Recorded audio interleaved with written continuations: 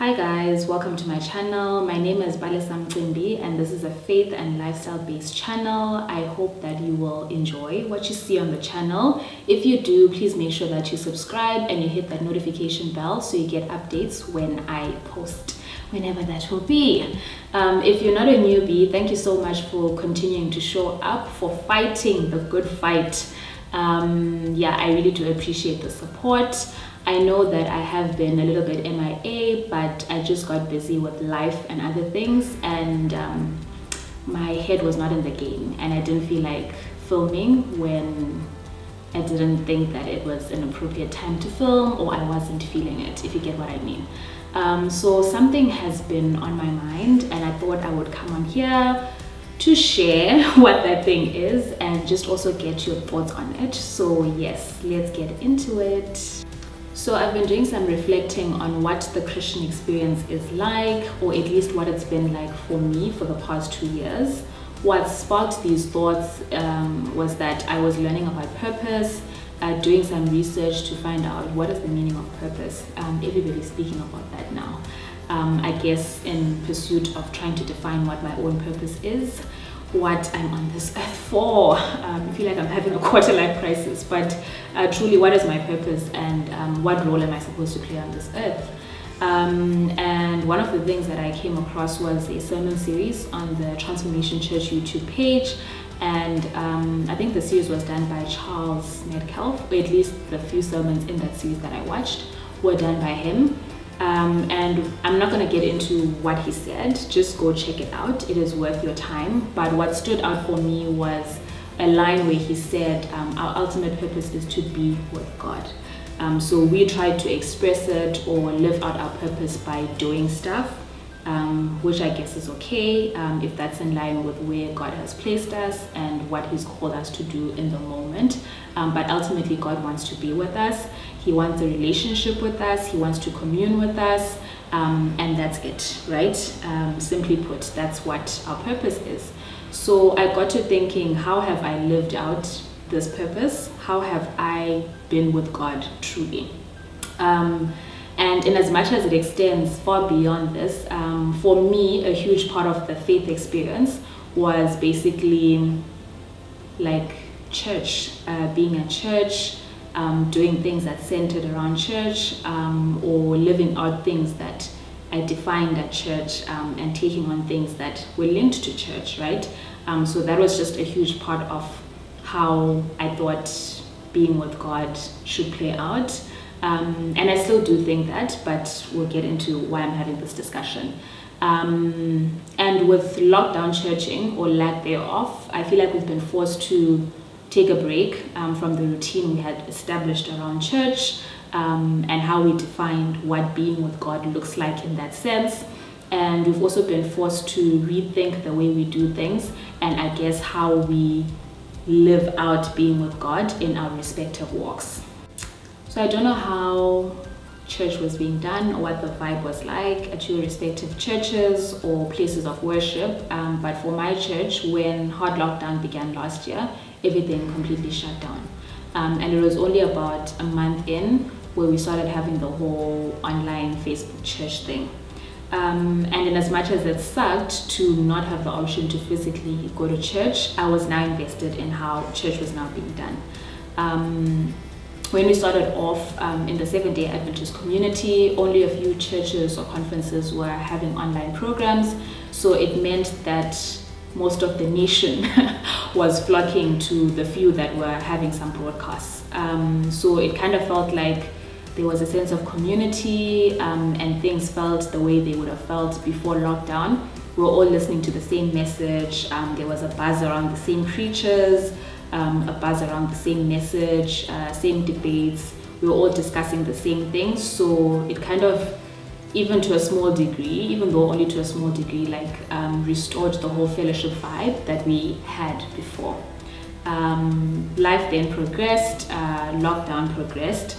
We still continue to have online church, more programs started developing, but I just got over the whole thing. I was tired. I couldn't imagine working Monday to Friday. I'm looking at a laptop screen, when I'm taking breaks, I'm on my phone. After hours, maybe I'm watching something on TV or whatever. And for me, I actually also used to, before lockdown, like one of the things that I enjoyed was just watching sermons on YouTube in the evenings, just to take a break and relax. But now it was like, that's all I'm doing, right? On the weekend, and then having to watch or listen to sermons via a screen again. It just felt like it was too much. And I was over it.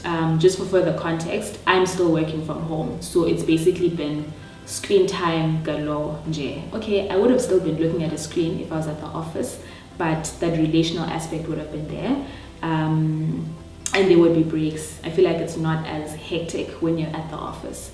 So that was my situation. I'm working, I'm looking at a screen, taking breaks, engaging with people, catching up with people, looking at a screen, fellowship, worship, looking at a screen. Something had to give. Similar to what I had shared in my previous ranting update, those of you who know me personally know that I am a doer. I love to get involved. I love to just try to do my bit to advance the cause, if of course what I'm getting involved in represents what I stand for. As a result of this, I kind of got into a space where I had lots on the go at church, and I just had too many commitments. Life was just happening as a result of commitments that I had previously made, and not because of decisions that I was making on the go daily. So I was just feeling like it was a little bit too much. So as much as it sucked not having the option to physically go to church, I felt like I needed the break. And it's unfortunate how it came about, but it came, and I guess that was a blessing in disguise in that regard, because I came to that realization. I was just feeling, like it was a bit much, and I was over the whole routine. Not necessarily over serving in general, but over the whole thing of just overextending myself, and I guess not making time to make myself a commitment and to look after myself. This whole thing with a revision in how we were doing church also meant that we weren't having Wednesday youth services, Friday services, after a whole day of church on Saturday, having things that are happening in the evening, maybe related to other departments or ministries that we're serving in. Those who would also serve, like at our church, maybe in youth ministry, or music ministry or whatever, we would also have activities maybe on a Sunday, or like committee meetings or whatever. So it was just haibo. If you're not there, you're sleeping or you're at work. So that was the routine, and I actually can't think of how we kept up this previous routine. When were we living? When were we doing meal prep, laundry, cleaning our houses, and just resting? That was overkill to some extent. I read a few chapters from the book called Stop Calling Me Beautiful, and we will discuss that more in subsequent videos. But one of the things that stood out for me in the book was a part where they made mention of a Christian experience based on effort and not gospel grace. And in as much as I'm yet to unpack what that means, because I just started reading the book, I just felt like it resonated with me deeply. I don't think that with regards to serving, I was doing the things that I was doing without an understanding of why I was doing them, and just going through the motions. But I do think that it was overkill, and maybe the Christian experience was based on effort for me, largely. When I had gotten into that rhythm. And I think that the whole idea of an experience based on effort is one that maybe people who do tend to serve in multiple ministries would resonate with, and I think particularly women. If you think about it, even conversations about what constitutes a high value Christian woman are centered on acts. So think about the Proverbs 31 woman that men love to point us to, and that women love to center in women's conferences. There are a few character traits mentioned about her, and I guess about what makes her a good, godly woman. But most of the stuff that's called out is about how she shows up for others, and how she serves others. And then those things are then translated to her being perceived as a good woman. I don't think that there's anything wrong with these acts of service, but what I'm trying to zoom into is that outside of these acts, there's not much that's highlighted about what it means to be a woman of faith, a woman of God. Of course, I've heard a lot about being prayerful, having faith, and that whole vibe. But those things aren't really unique to women. That's how everybody should live. That's what the vibe should be like for everyone. So we aren't really speaking about how women ought to live out their Christian experience outside of these acts of service. And I guess this is why many of us have sought to define what being a woman of God, being with God, being in God constitutes. And we've then sought out to do all of these things as an expression of this faith of ours.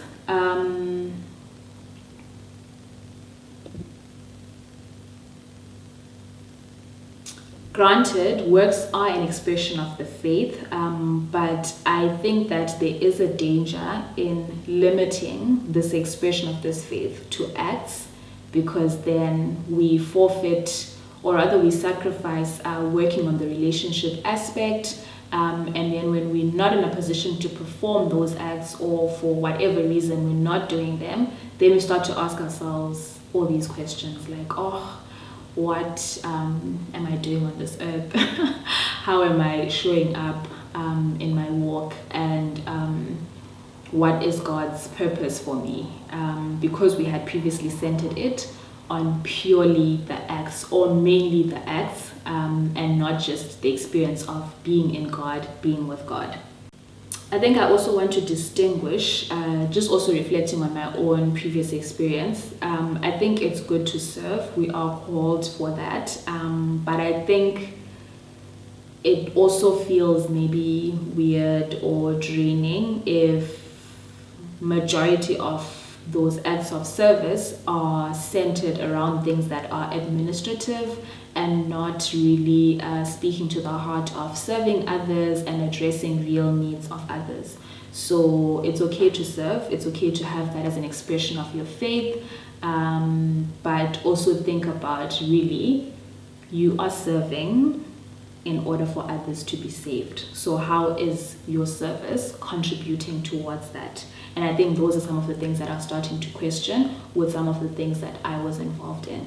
Okay, so back to my lockdown church story. I then came to the realization that how I was living out my faith and how I was doing churching was exhausting, to say the least, and I needed to make some changes. I also realized that in as much as it's good to serve and like do all of those things, overextending yourself in that regard also has the potential of like taking the joy out of service, and maybe you lose sight of the meaning of it. So you just need to be careful in that regard. When churches reopened in October last year, I made some long overdue changes because I knew that my faith experience, or at least the church part of it, needed to change. It needed to be different. I wanted to focus on being more than doing, if that makes sense.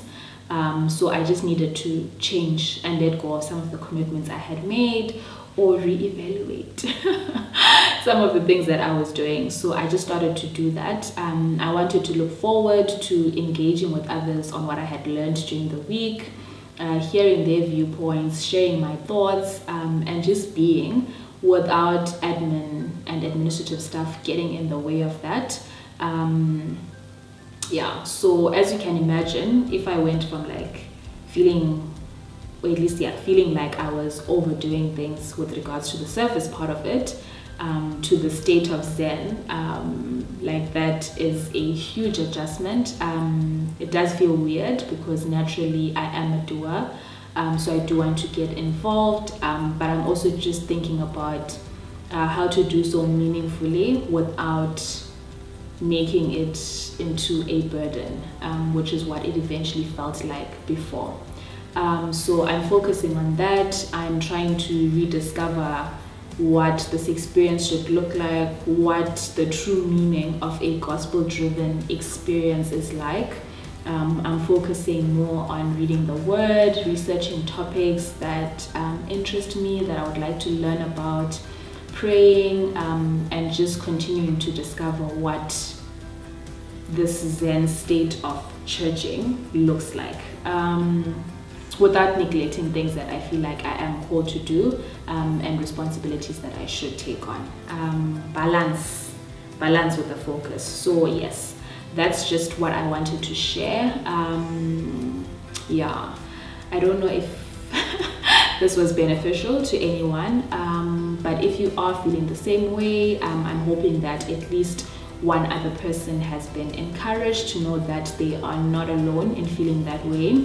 I know a lot of people have been reflecting and just saying that they are not interested, even when church does eventually go back to what it used to be. They're not interested in going back to that because they don't want to get sucked in to something that does not serve them and something that does not pour back into them. And I think it might stem from this. Those feelings might stem from having had the same kind of experience. So I hope you got something out of it. I hope you are encouraged to focus on the relationship aspect of your faith experience, and just be intentional about that, outside of just doing things that don't draw you closer to God. So if you did enjoy this little rant, comment down below sharing what resonated the most with you, and don't forget to like, share and subscribe. I will see you on the next one. Bye.